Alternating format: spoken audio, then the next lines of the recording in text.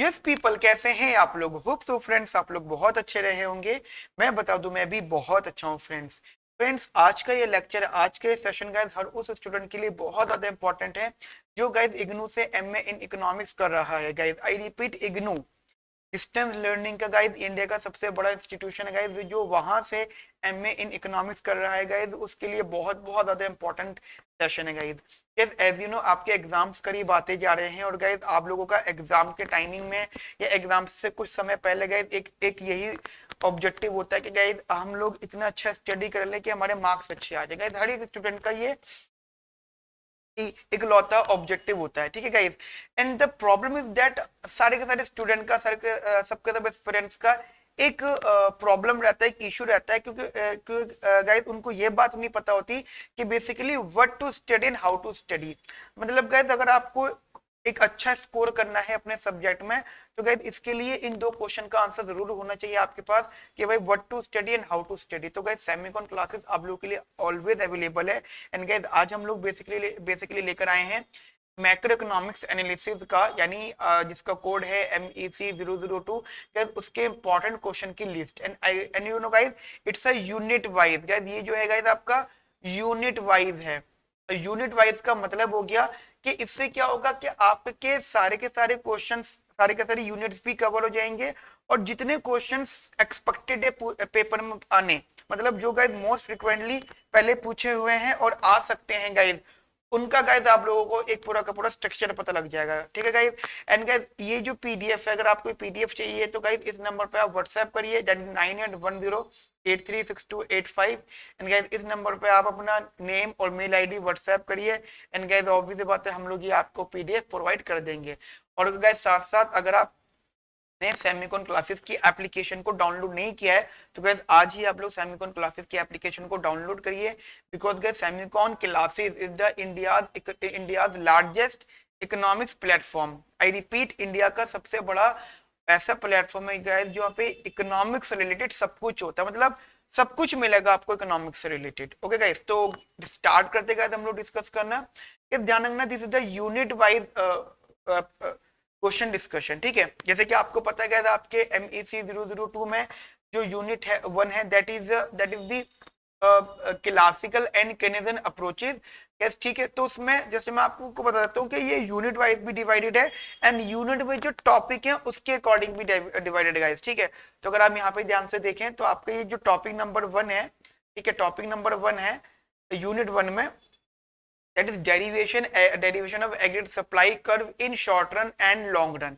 guys आपको aggregate supply curve के बारे में मालूम होना चाहिए कि how to derive the aggregate supply in the short run and the long run, ठीक है। एंड गाइस इससे रिलेटेड जो आपके पेपर में क्वेश्चन पूछा जा चुका है गाइस, ये काफी बार क्वेश्चन आ चुका है, that is explain why aggregate supply curve is positively sloped in the short run but vertical in the long run। यानी कि अगर बेसिक डिस्कशन में करूं तो एग्रीगेट सप्लाई का मतलब this is Y, this is price. कैसे शॉर्ट रन में अपवर्ड स्लोपिंग होता है, ठीक है, लेकिन लॉन्ग रन में आते आते गए ये वर्टिकल हो जाता है। अब गए जस्ट इस चीज को लिखते हुए ना आपको ध्यान रखना, आपको इकोनॉमिस्ट के बारे में बताना है कि किस इकोनॉमिस्ट ने अपवर्ड स्लोपिंग सप्लाई कर्व की बात करी है, लेकिन किस इकोनॉमिस्ट ने वर्टिकल एग्रीगेट सप्लाई की बात करी है, ठीक है। तो बेसिकली आपको ये बात पता होनी चाहिए कि हमारी इकोनॉमिक्स हिस्ट्री में वो कौन कौन से इकोनॉमिक्स थे जिन्होंने शॉर्ट रन की बात करी है, और वो कौन कौन से इकोनॉमिक्स थे जिन्होंने लॉन्ग रन की बात करी है, ठीक है गाइस। तो जस्ट इस क्वेश्चन को आप अच्छे से एक्सप्लेन कर सकते हो गाइस। ध्यान रखना, these are the very important question, and I guaranteed guys 100% guarantee इस बात की कि ये एग्जाम में मोस्ट फ्रिक्वेंटली आस्क्ड क्वेश्चन है और अभी भी पूछे जा सकते हैं, ठीक है गाइस। जस्ट आपको पता है मास्टर लेवल में गाइस आपके क्वेश्चन रिपीट होते हैं, then how to write the answer guys, ये भी जरा ध्यान से देखिएगा, ठीक है guys. And the second question that is classical dichotomy, that is explain the main features of classical dichotomy, ठीक है guys. This is the again very important topic. And also guys एक टॉपिक इसमें और ऐड कर लेना, that is neutrality of money, neutrality of money, that is neutrality of money, ठीक है, neutrality of money. इसको गाइस थोड़ा सा अपने माइंड में क्लियर कर लीजिएगा, इंपॉर्टेंट क्वेश्चन है ये। Now guys this is the second portion, that is investment multiplier, you know guys, investment multiplier. Guys I repeat, जो भी मैं क्वेश्चन डिस्कस करूंगा, देखिए आपके लिए कितना आसान कर दिया है, हमने यूनिट वाइज डिवाइड कर दिया, जिससे कहते आप फिर पर्टिकुलर इन्हीं यूनिट्स में से जाकर स्टडी कर सकते हो, ठीक है। तो इन्वेस्टमेंट मल्टीप्लायर और इन्वेस्टमेंट मल्टीप्लायर में गाइस जो इंपॉर्टेंट कॉन्सेप्ट रहता है guys, that is question bring out the relationship between average propensity to consume APC and MPC, ठीक है। Explain the role of the MPC on investment multiplier. Guys you know investment multiplier आपको शायद पता होना चाहिए, investment multiplier का मतलब क्या होता है। That is when you basically change your investment after और इन्वेस्टमेंट के चेंज होने से आपकी इकोनॉमी का आउटपुट कितना चेंज होता है, ठीक है। मतलब अगर आप इन्वेस्टमेंट मल्टीप्लायर का फॉर्मूला डिनोट करते हो दैट इज के से डिनोट करते हो, तो guys it is equals to 1 upon में MPC, no doubt it is also 1 upon में 1 माइनस MPS, ठीक है। So it is a very important parameter, मतलब MPC जो होता है वो बहुत बहुत ज्यादा इंपॉर्टेंट रोल प्ले करता है जब भी आप लोग इन्वेस्टमेंट मल्टीप्लायर की बात करते हो, ठीक है गाइस। तो ये एक इंपॉर्टेंट क्वेश्चन है, 12 मार्क्स का या 20 मार्क्स का इसकी वेटेज हो सकती है। And similarly this is one of the other question that is explain with the help of an example of mechanism through which this investment multiplier operates, ठीक है। तो बेसिकली जब आप लोग यूनिट 1 में जाएंगे गाइस, तो आपको ये ऑटोमेटिकली दो अलग अलग से टॉपिक दिख जाएंगे। एंड जब आप ये टॉपिक स्टडी करो तो इन्हीं दो पॉइंट्स को सबसे ज्यादा स्टडी करना, एंड आफ्टर दैट दूसरे पॉइंट को अगर डिस्कस करना पढ़ना तो बाद में आप पढ़ सकते हो। Now guys basically unit number 2 की बात कर रहे हैं। आपको गाइस पता होना चाहिए कि unit number 2 is basically new classical synthesis.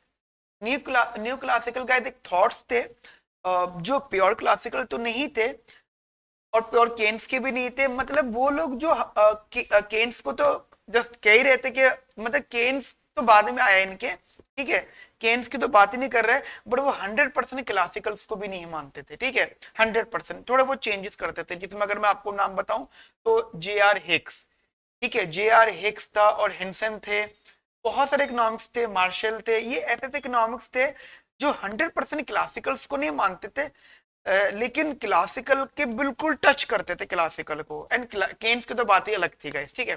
तो guys this is the very important question ISLM। Guys ISLM concepts ध्यान रखना, एक आपका डेरिवेशन पॉइंट से भी है एंड थोड़ा सा थ्योरेटिकल पॉइंट से भी है। मैं गाइस हम लोग इसकी गारंटी ले सकते हैं कि ISLM में क्वेश्चन पूछा जा सकता है, ठीक है। ISLM के क्वेश्चन को एक्सप्लेन करते हुए गाइस ध्यान रखना, आपको यहाँ पे थ्योरी भी लिखनी है प्लस इसकी डेरिवेशन भी करनी है। न्यूमेरिकल शायद पूछा जा सकता है, अगर पूछा जाता है तो गाइस न्यूमेरिकल फिर आपको भी देखना पड़ेगा। लेकिन गाइस अगर ISLM का क्वेश्चन आता है तो ऑब्वियस बात है, या तो 20 मार्क्स का आएगा या फिर 12 मार्क्स का आएगा। गाइस दोनों ही मार्क्स में आपकी वेटेज अच्छी खासी है, गाइस आप उसमें अच्छा खासा एक्सप्लेन कर सकते हो। और आप अगर आप ध्यान दें तो ISLM का टॉपिक आप 1 टाइम स्टडी करोगे और आपको गाइस ये पता लग जाएगा कि कितनी बार क्वेश्चन पूछे गए हैं, और सब में ISLM है, लेकिन वो ISLM का कुछ ना कुछ कंसेप्ट बदलते गए। जैसे कि उन्होंने बोला डिराइव द ISLM कर्व, ठीक है। Just you have to derive, basically आपको बताना है कि भाई IS को अफेक्ट करने वाले फैक्टर कौन से होते हैं। That is you know IS के लिए गुड्स मार्केट होती है, सब गाइस आपको पता होगा IS के लिए गुड्स मार्केट होती है, ठीक है। और LM के लिए मनी मार्केट होती है, बहुत अच्छे से पता है आप लोगों को। IS के लिए गुड्स मार्केट होती है और LM के लिए मनी मार्केट होती है, बहुत अच्छे से गाइस ये सब बातें आप लोग जानते हैं, ठीक है। Then you have to derive and you have to also explain कि भाई इनका जो डायग्रामेटिकली एक्सप्लेनेशन है, उनके बीच में जो पैरामीटर्स है उनके रिलेशन क्या है, समझ रहे हो गाइस, ये भी आपको डिस्कस करना पड़ेगा। And after that guys you have to discuss the equilibrium output and interest rate. You know guys आपको बहुत अच्छे से पता है कि भाई IS इक्वेशन डाउनलोड होती है, LM इक्वेशन अपलोड होती है। This is Y, this is rate of interest and this is the equilibrium. So this is Y star, this is I star and you have to explain it, ठीक है। तो guys ये आप कह सकते हो 6 to 12 मार्क्स की weightage रखता है। हो सकता है कि 12 नंबर में 2 क्वेश्चन मिक्स करके आ जाए या 12 नंबर का अलग से क्वेश्चन आ जाए, ठीक है। उसके बाद में क्वेश्चन नंबर B बेसिकली कहते हैं explain the equilibrium in an economy with the help of this. Guys same है, सेम है बिल्कुल, बस क्या है थोड़ा सा एक्सप्लेनेशन बढ़ानी पड़ेगी आपको। पर यहाँ पे क्या है देखो, यहाँ पे इन्होंने LM का शेप पूछ रहे हैं कब, जब वो लिक्विडिटी ट्रैप की बात करते हैं। यू नो लिक्विडिटी ट्रैप क्या होता है, लिक्विडिटी ट्रैप का बेसिक मतलब मैं आपको बताता हूँ कि जो H होता है, बेसिकली अगर आप ये अगर आप मायने में भी एक चीज क्लियर करके रखो गाइस, तो H that is response of interest rate extends to infinity, ठीक है, इट एक्सटेंड टू इन्फिनिटी, यानी whatever the interest rate, but उसका जो रिटर्न है बहुत हाई लेवल का होगा, somehow sometimes a horizontal LM curve, ठीक है, it is somehow a horizontal LM curve. Guys आप लोगों को ना इतनी नॉलेज स्ट्रॉन्ग रखनी पड़ेगी कि एग्जाम में अगर कोई चीज टेक्निकली पूछ ली तो उसका एक वन सेंटेंस आंसर पता हो, एंड आफ्टर दैट गाइस आप उस वन सेंटेंस आंसर को 100 वर्ड्स में, 200 वर्ड्स में, 500 वर्ड्स में या 800 वर्ड्स में एक्सप्लेन कर सको गाइस, इतना नॉलेज गाइस आपको होना चाहिए guys. Similarly third question again IAS curve पे बेस्ड है, बी सेकंड क्वेश्चन एलएम पे था, थर्ड क्वेश्चन आईएएस कर्व पे एक्सप्लेन्ड है कंप्लीटली, ठीक है। देखो गाइस उन्होंने गुड्स मार्केट इक्विलिब्रियम की बात की है, how equilibrium in the goods market can be explained.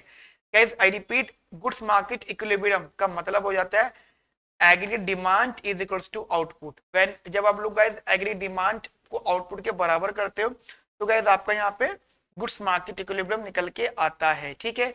And fourth question is that explain how the LM curve is derived in the ISLM model of the closed economy. Guys ध्यान रखना, जहां उन्होंने use किया closed economy, तो closed economy का मतलब हो जाता है जब आप लोग एलएम कर्व, बेसिकली उन्होंने एलएम कर्व की बात करी है, तो एलएम कर्व में गाइस आप लोगों को बिल्कुल भी एक्सचेंज रेट इन्वॉल्व नहीं करना, that is no use of exchange rate,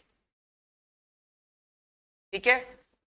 and basically exchange rate का इस्तेमाल नहीं करना है, बिल्कुल नहीं करना, ठीक है। ऐसे का ये क्वेश्चन और ऐसे का सिमिलरली ये भी क्वेश्चन, तो आप देख सकते हैं आईएसएलएम का कितने इंपॉर्टेंट क्वेश्चन है। This is ISLM analysis is new classical synthesis. Guys ये पूछा गया था क्वेश्चन 12 नंबर में, ठीक है, पास्ट क्वेश्चन है, पास्ट क्वेश्चन है नो डाउट। तो अब कहने का मतलब क्या हो गया कि आपको यूनिट नंबर 2 में सबसे ज्यादा मेन फोकस जो करना है एक आईएसएलएम के कंसेप्ट को करना है, और उसमें लिक्विडिटी ट्रैप, ट्रांसमिशन मैकेनिज्म्स, इनको थोड़ा सा स्टडी करना है, ठीक है, ठीक है गाइस। तो इट्स अ वन टॉपिक, बहुत से टॉपिक नहीं, it's one topic guys. unit number 3 that is solo model, and guys you know solo model again a very important question। लेकिन क्या सोलो मॉडल आपका कह सकते हैं एक और एक सब्जेक्ट है आपका, दैट इज MEC 004, ठीक है, MEC 004 इकोनॉमिक ग्रोथ, ठीक है, वहां पर भी सोलो मॉडल है, तो हो सकता है यहाँ पे थोड़ा कम पूछा जाए। गाइस बेसिकली हमारा पर्सनल सजेशन है कि यहाँ से आपको solo model no need to read solo model from here, because guys जो आपका MEC 004 है ना, अगर गाइस आप इसी पेपर को दे रहे हो तो आपको रीड करना पड़ेगा, लेकिन गाइस अगर आप MEC 004 पेपर को स्टडी कर रहे हो साथ साथ, तो गाइस आपकी वहां की हेल्प यहाँ पे हो जाएगी। तो इट इज ये एक एक क्वेश्चन आप गाइस वहां पे बेटर समझ लोगे, ठीक है गाइस। तो no need to read this topic in macro economics, ठीक है, तो ये चीज गाइस आप दिमाग में रखिएगा। हाँ, इसको थोड़ा सा स्टडी कर लेना, that is Phelps golden rule, ये गाइस इन पेपर में पूछा जा चुका है, because guys it's a Solow model improvement, I repeat Phelps golden rule, ठीक है, गाइस ये एक स्टडी कर लेना। ये यूनिट नंबर 3 में गाइस देखो आप कितना आसान कर दिया हम लोगों ने गाइस आप लोगों के लिए चीजों को, ठीक है। Now guys endogenous growth model, again guys this is the growth theories concept, I repeat read it from MEC 004, given that कि आप इसका पेपर साथ साथ दे रहे हो, अगर आप इसका पेपर साथ साथ नहीं दे रहे हो तो फिर आपको ये इधर से डिस्कस करना पड़ेगा, ठीक है। ऑल थ्योरीज सब कुछ वहीं से पढ़ना है आपको, एवरीथिंग, ठीक है। नाउ गाइस ये चीज यहाँ से पढ़नी है यूनिट नंबर 5 की, that is rational expectations and economic theory. These are the very important things, because guys अभी मान के चलो एग्जाम में पूछने के सब बहुत ज्यादा चांसेस है, सबसे ज्यादा तो नहीं है बट अच्छे खासा गाइस यहाँ पे चांसेस है, that is rational expectation, adoptive expectations, liquidity trap, ठीक है। बेसिकली जितनी बार हमने देखा है ये एक शॉर्ट नोट्स पे क्वेश्चन आता है कि भाई रैशनल एक्सपेक्टेशन बताओ, अडॉप्टिव एक्सपेक्टेशंस बताओ, ठीक है, लिक्विडिटी ट्रैप के बारे में बताओ। लिक्विडिटी ट्रैप इज आल्सो, मतलब लिक्विडिटी ट्रैप का मतलब क्या आता है कि भाई H एक्सटेंड्स टू इन्फिनिटी, ठीक है, लेकिन गाइस इसकी जो कनेक्टिविटी है भी एक्सपेक्टेशंस की भी है। मैं आपको बता देता हूँ, इन 1972-73 एक इकोनॉमिस्ट थे जिनका नाम था लुकास रॉबर्ट लुकास। ये बेसिकली नोबलिस्ट थे, इन्होंने रैशनल एक्सपेक्टेशन की थ्योरी दी थी, एंड गाइस ऑब्वियस बात है इनको नोबेल मिला था। तो गाइस इनकी जो थ्योरी है, ऑब्वियस बात है गाइस, अगर कोई थ्योरी नोबलिस्ट की है, नोबल मतलब नोबल मिल चुका किसी थ्योरी को, तो गाइस आप मान के चल सकते हैं वो क्वेश्चन सबसे ज्यादा लिस्ट में रहता है पूछने के लिए, ठीक है गाइस। तो ये काफी फ्रीक्वेंसी लेवल पर पूछा गया है, rational expectation and liquidity trap का। आप यहाँ पे देख भी पा रहे होंगे यहाँ पर भी, ठीक है। रैशनल एक्सपेक्टेशन हाइपोथेसिस के बारे में बात हो गई, लिक्विडिटी ट्रैप के बारे में बात हो गई, ठीक है। And also guys rational expectation again into Friedman's argument. जब गाइस आप स्टडी करोगे तो आपको ऑटोमेटिकली पता लग जाएगा वहां पर कि क्या क्या चीजें हैं यहाँ पे, ठीक है। तो guys these are the very important topics. And also यहाँ पे एक कंसेप्ट और ऐड किया गया, that is expectations in Keynes macro economic theory. Guys Keynes की जो मैक्रो इकोनॉमिक थ्योरी है वहां पे एक्सपेक्टेशंस के क्या व्यूज थे, ठीक है। बेसिकली कहते हैं discuss the nature of expectation in Keynes macroeconomic theory and the role played by them in his analysis of economic fluctuations. Basically Keynes ने फ्लक्चुएशन से रिलेटेड क्या क्या बातें बोले, बट अगर दिमाग में की रखना, ये जो एक्सपेक्टेशन का एक्चुअल कंसेप्ट है वो भले ही 1972 के बाद में फेमस हुआ, लेकिन गाइस एक्सपेक्टेशन नाम की चीज गाइस पहले से थी, ऑब्वियसली बात है गाइस, हर चीज पहले से थी, ठीक है। तो केन्स क्या कहते थे, बेसिकली केन्स की थ्योरी में क्या था एक्सपेक्टेशंस के बारे में, ठीक है। तो ये चीज आपको बहुत ज्यादा इंपॉर्टेंट लेवल पे देखनी है। And another very very important question, this is again very very important question, that is Phillips curve, ठीक है। देखिए गाइस ये सिलेक्टेड टॉपिक डिस्कस करे थे, इसका तो हर एक क्वेश्चन इंपॉर्टेंट है, ठीक है। This is the again very very important topic, very very very important question, Phillips curve. And obviously बात है short run Phillips curve and long run Phillips curve 100% paper में पूछा जाता है, short run and long run Phillips curve, and उनके बारे में differences तो पूछे ही जाते हैं कि भाई क्या होता है। और साथ साथ गाइस ध्यान रखना यहाँ पे नायरू के बारे में पूछा जा सकता है, नायरू, ठीक है, ठीक है। That is non accelerating inflation rate of unemployment, ठीक है। नायरू वेरी वेरी इंपॉर्टेंट है, NAIRU topic, and because guys वो कनेक्टेड है आपके फिलिप्स कर्व के कंसेप्ट से, ठीक है गाइस। तो मैं मान सकता हूँ आपको फिलिप्स कर्व के बारे में जस्ट अपने हिसाब से आइडिया लेना है, ठीक है गाइस, ठीक है गाइस। चलिए आगे आगे बात करते हैं गाइस। हम लोग यहाँ पर दो तीन बार देखा गया है ये डिस्क्रिशनरी फिस्कल पॉलिसी, ये पूछ लिया गया है, that is discretionary fiscal policy may not be good for the economy, ठीक है। डिस्क्रिशनरी फिस्कल पॉलिसी मतलब एक ऐसी फिस्कल पॉलिसी जिसमें डिस्क्रिशंस होते हैं, डिस्क्रिशन होता है, ठीक है, और वो इकोनॉमी के लिए अच्छी नहीं होती है। अब एग्जाम में क्वेश्चन ये ऐसा नहीं आ रहा कि भाई डिस्कस दिस, नहीं, वो आपसे पूछेंगे डू यू एग्री और नॉट। और ध्यान रखना ये जरूरी नहीं कि आप हमेशा एग्री रहो, और ये जरूरी नहीं कि आप हमेशा डिसएग्री रहो, और ये भी बात जरूरी नहीं कि ये बात यूनिवर्सल ट्रूथ हो, और ये भी बात जरूरी नहीं है कि भाई ये यूनिवर्सल गलत हो। तो बेसिकली आपको अपने माइंड में इन सब चीजों को रखना पड़ेगा कि एग्जाम में अगर ये क्वेश्चन पूछा जाता है तो आपसे एग्री और डिसएग्री वाली बात है, आपको जो पॉइंट है वो बताओ। एंड हम तो ये भी बोलते हैं कि हो सकता है स्टूडेंट जैसे मैं हूँ, मैं आपका मेंटर हूँ, ठीक है। हम ऑब्वियसली बात है इग्नू के बहुत बड़े बड़े बैचेस चलते हैं, इग्नू के बहुत सारे स्टूडेंट्स हमारे पास पढ़ते हैं। तो ऐसा बहुत बार होता है कि हमारे इकोनॉमिक्स मतलब इकोनॉमिक्स का ऑब्वियसली बात है एक ऐसा सब्जेक्ट होता है जिसमें व्यूज का खेल होता है, ठीक है, इंट्यूशंस का खेल होता है। हमने कोई एक्सप्लेनेशन दी किसी टॉपिक से रिलेटेड, ठीक है, अपने व्यूज दिए, आई रिपीट व्यूज दिए हम लोगों ने, किसी स्टूडेंट ने अपने व्यूज दे दिए, तो कॉन्फिडेंस आ सकती है। हाँ डिस्कशन में कॉन्फिडेंस आएगी, बट एग्जाम में क्या लिखना है वो तो क्या कंफर्म ही होता है कि भाई ये टू द पॉइंट इतनी बात लिखनी है, ठीक है। ये चीज आप अपने दिमाग में रखना। ऐसे क्या ये सेकंड मतलब डिस्क्रिशनरी फिस्कल पॉलिसी का जो कंसेप्ट है वो गवर्नमेंट से कनेक्टेड है, ठीक है। गवर्नमेंट ही इसको इस्तेमाल करते हैं, गवर्नमेंट के भी डिसीजन होते हैं कि इसको रखना है फिर नहीं रखना, ठीक है guys. And no doubt guys आगे बात करते हैं यूनिट नंबर 6 में, तो that is policy making under uncertainty. Guys देखो अनसर्टेनिटी का टॉपिक जब आप ऐड करते हो ना तो इसका लिटरली एक ही मतलब होता है, दैट इज एक्सपेक्टेशंस, ठीक है। देखो एक तो हमने एक्सपेक्टेशंस को अलग से सीखा है, थोड़ा बहुत सीखा, ठीक है। उसके बाद में एक्सपेक्टेशंस का मतलब ही होता है uncertain, just when you are not 100% sure, you are basically expect something. अगर आपकी एक्सपेक्टेशंस रियलाइज हो गई तो ठीक है जी, ठीक है। कंट्री जो है नेचुरल रेट ऑफ अनएम्प्लॉयमेंट या नेचुरल रेट ऑफ आउटपुट या natural rate of employment attain कर लेगी, लेकिन अगर एक्सपेक्टेशंस रियलाइज नहीं हुई तो गाइस फिर अलग बात हो जाएगी, ठीक है। एंड गाइस अनसर्टेनिटी, अनसर्टेनिटी एक ऐसा टॉपिक है जिसके बारे में मेजॉरिटी ऑफ द इकोनॉमिक्स ने बात करी है, ठीक है। बहुत सारे इकोनॉमिक्स ने जिन्होंने अनसर्टेनिटी के ऊपर काफी अच्छी अच्छी बातें करी हैं, बिकॉज उनका पॉइंट ये था कि भाई अनसर्टेनिटी का मतलब होता है, आई रिपीट, अनसर्टेनिटी का मतलब होता है कि हर वो चीज जो श्योर नहीं है, और जहाँ पे श्योरिटी नहीं होती वहां पे फिर भाई कॉन्फिडेंस आ जाते हैं। तो वहां पे अगर कोई एक इकोनॉमिक्स कोई चीज बोल रहा है तो दूसरा इसको क्रिटिसाइज कर सकता है, एंड गाइस यही क्रिटिसिज्म वाले क्वेश्चन पूछे गए हैं। तो पहले क्वेश्चन का डिस्कशन किया गया था, bring out the major issues on which Robert Lucas has criticized the Keynesian model।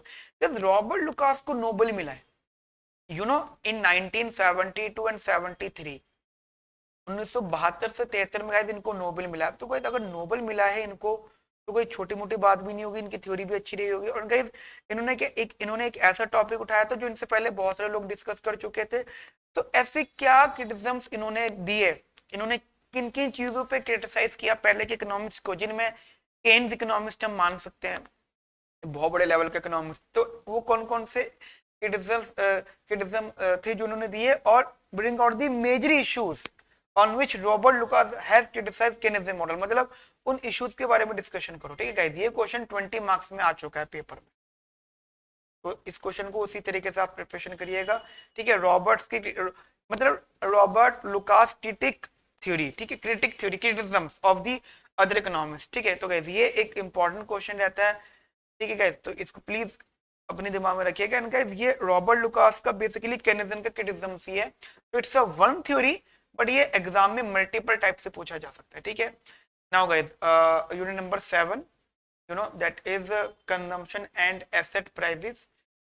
यार थोड़ा स्पीड में हम लोग डिस्कशन कर रहे हैं, स्पीड में कर रहे हैं, तब भी इतना टाइम लग रहा है और लग भी जाएगा, ठीक है।